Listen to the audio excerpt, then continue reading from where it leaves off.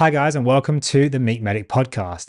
In today's episode, we are doing a video on the top 10 questions that I get asked on a daily basis about the carnivore diet.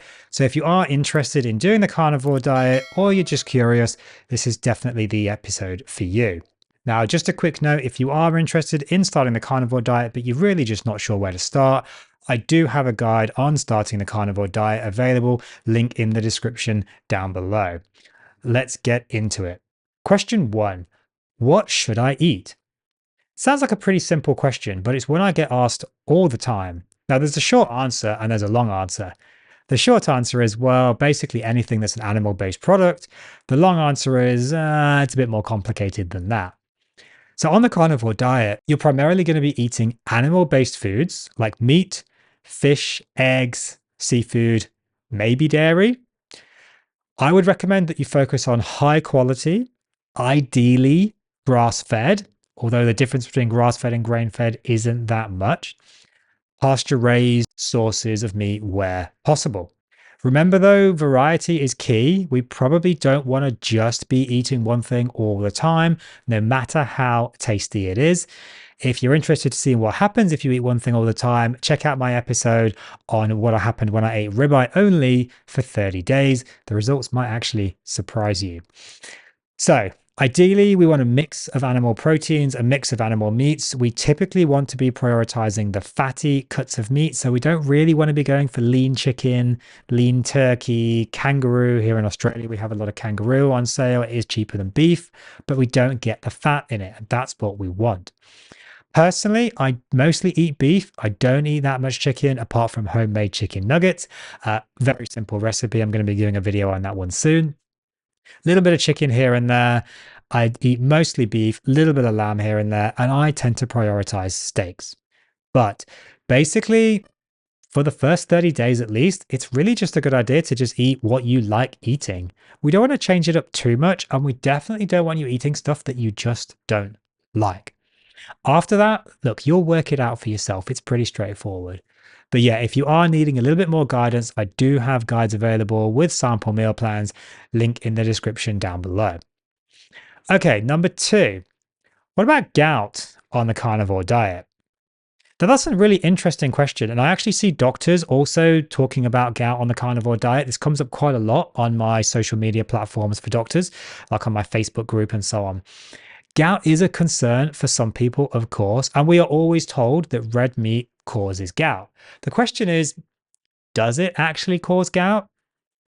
Well, if we look at the urate levels, which is typically what causes gout, there's not necessarily that much difference, rather, between the urate levels or urate producing levels in red meat, so like steak, like beef, for example, versus some vegetables and fruits can be just as high.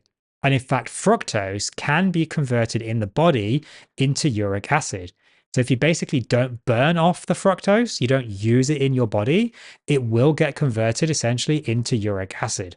So if you're extremely active, yeah, fruit is probably okay for you on the whole. But if you're not, fruit is going to be bad for you. And this is one of the downsides of listening to some people out there.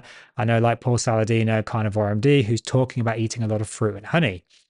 I don't think he's really prefacing in that with if you're metabolically unwell and not active, you do not want to be eating this stuff, which pretty much is the case. There's other things that can also cause gout as well. Now, oxalates are a big cause of gout, and it's one that we never really talk about. Conventional medicine just says, oh, it's just urate, it's red meat, it's alcohol, and it's seafood. That's all that causes gout.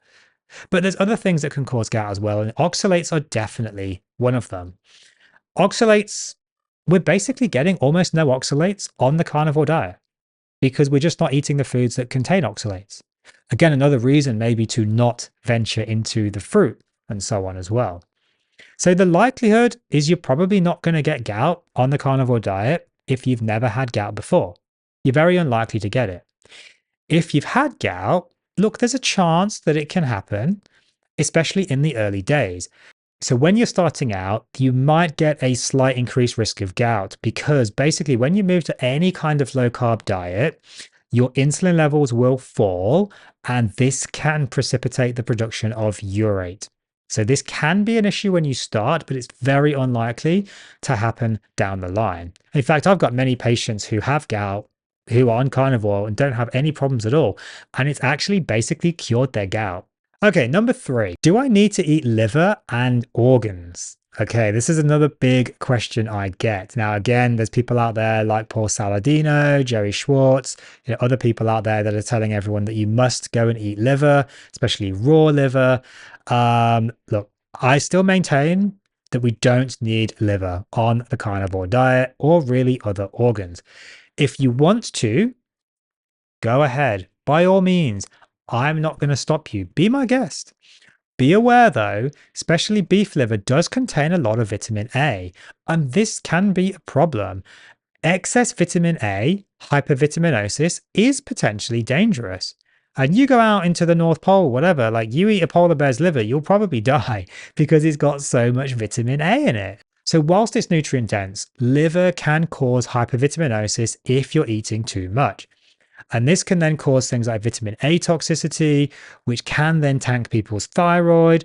You then need to end up needing carbohydrates because that can improve your thyroid function because it reduces the vitamin A in the body, essentially kind of soaking it up.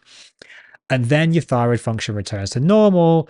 And then you then say, oh, maybe I actually just need carbohydrates after all. And the carnivore diet isn't very good. Well, actually, that's really not the case. If you didn't have the liver, maybe you wouldn't have those problems in the first place.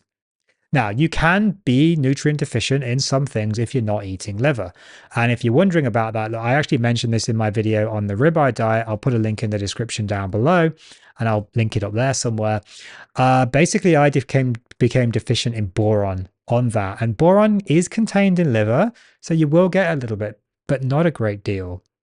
But you can always take a boron tablet. Again, I'll put a link in the description down below for the one that I use. So the other big thing about this is the taste. A lot of people actually just don't like the taste of liver. I don't particularly like the taste of liver. It's not that nice. Oh, I'll eat it in a pate. Absolutely. Don't get me wrong. But just eating liver and the raw liver doesn't sound terribly appealing to me, to be quite honest. So there is that factor as well. If you don't like it, don't force yourself to eat it. If you are going to eat liver, I would actually recommend that you look at chicken liver rather than beef liver because it actually is more nutrient dense, tends to have more things like the folate and the boron and the zinc that we're looking for, and it has less vitamin A. And vitamin A can become toxic. So we do want to keep that relatively low. Okay, number 4, do I need any supplements?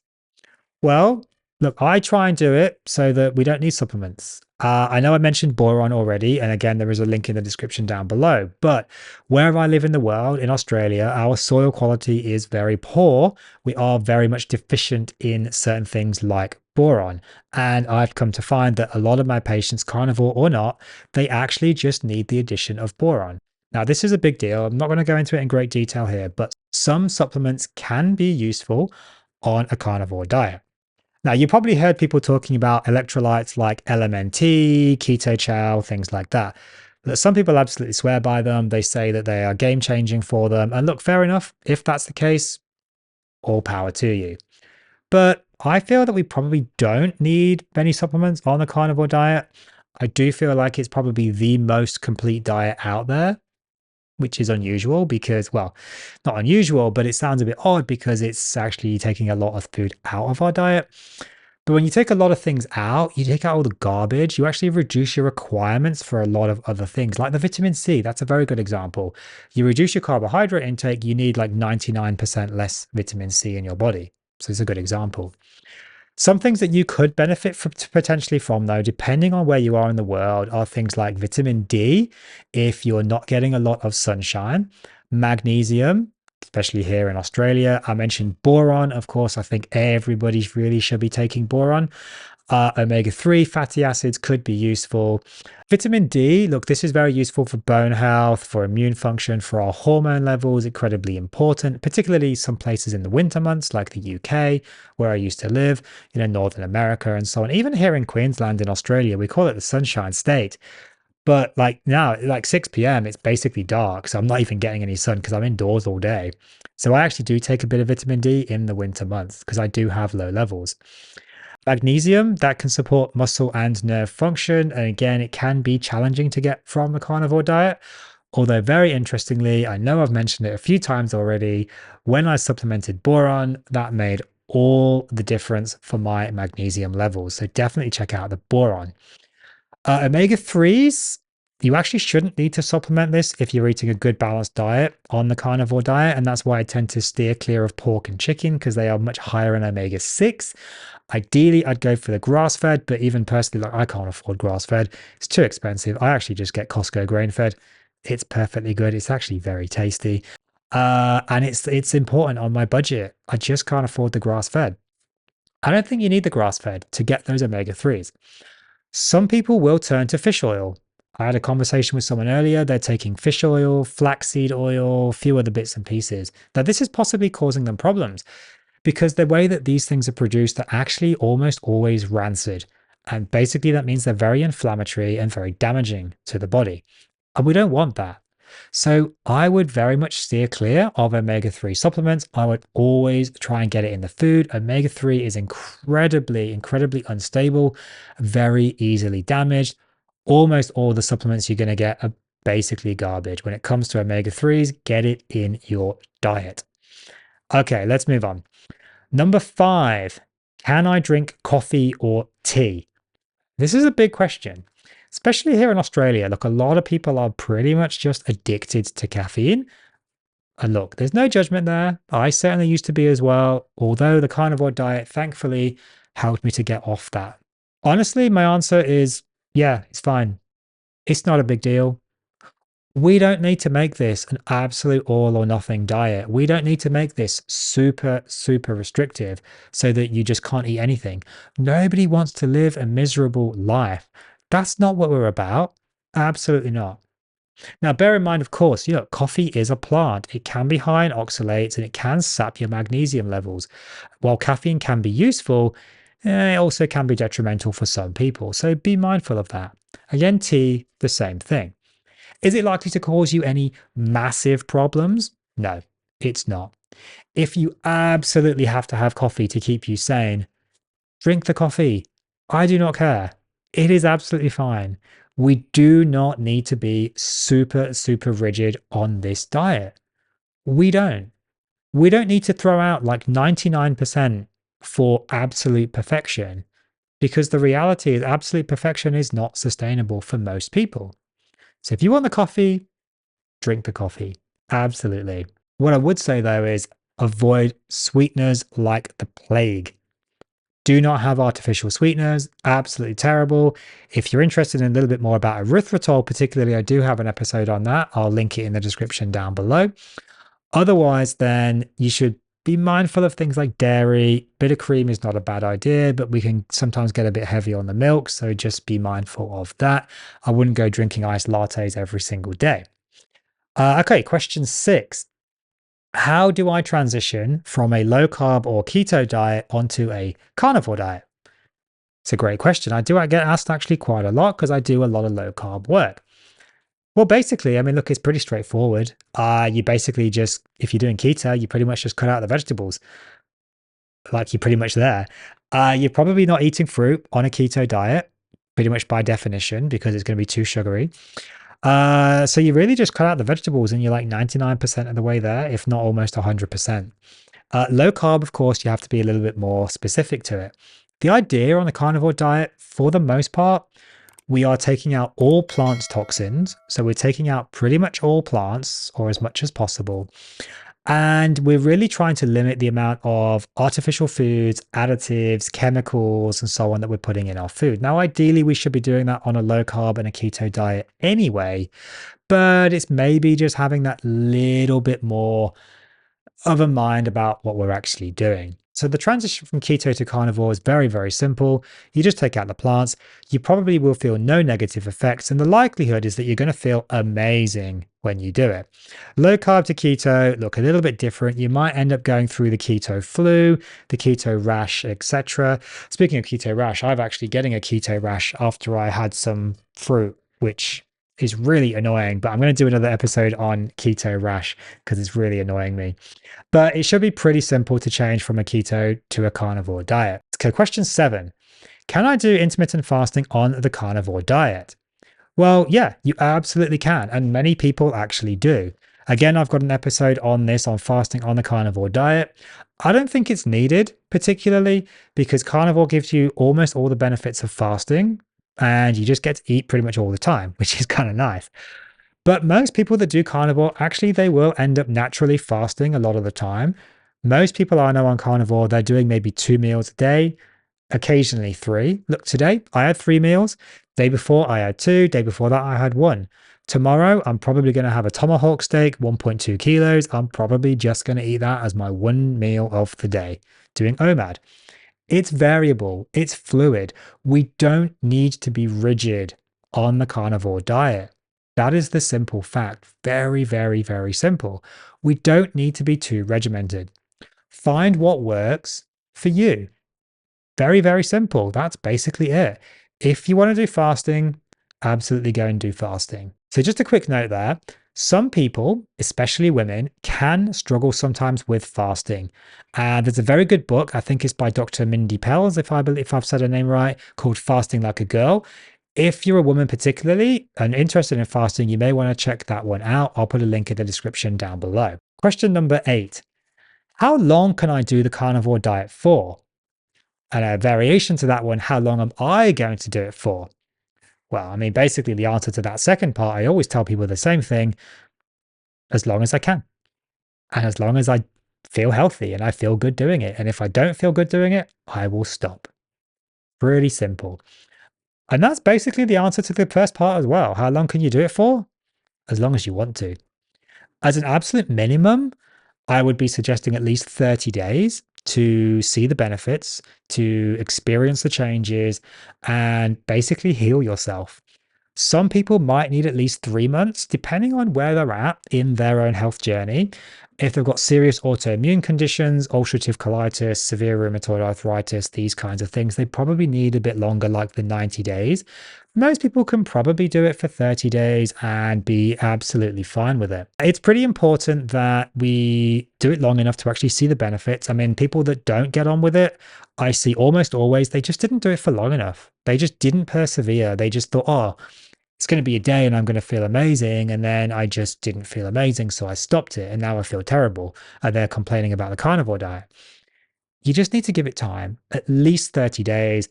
Incidentally, of course, that's why my guide to how to start a carnivore diet, link in the description down below, is a 30-day guide, because that's just the time that we actually need to give it, usually as a minimum.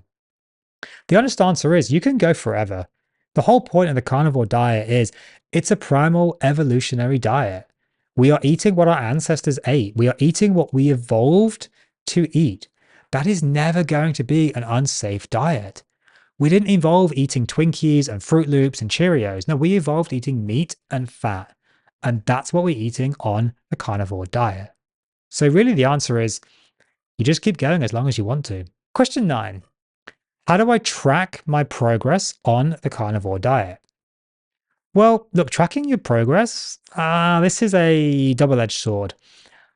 I do track people's progress because, look, I'm a doctor and I'm seeing patients and we're monitoring weight, we're measuring waist circumference, we're tracking blood tests for metabolic health and so on. But for most people, I don't recommend that much monitoring and tracking of progress because basically it can kind of undo you and you can get into this negative psychology, this negative headspace if you're constantly tracking. So as an absolute maximum, I'd be recommending once a week to be checking your weight or once a week to be checking your waist circumference. Honestly, the weight, I don't even care about the weight for most people, and weight can lie. Like when I started carnivore, my weight went up. Since I started carnivore, I've gained like 5 kilos. Yet my waist circumference has gone down about 25 centimeters. I mean, it's just unreal how much it's gone down. But this is the thing, the scales can lie.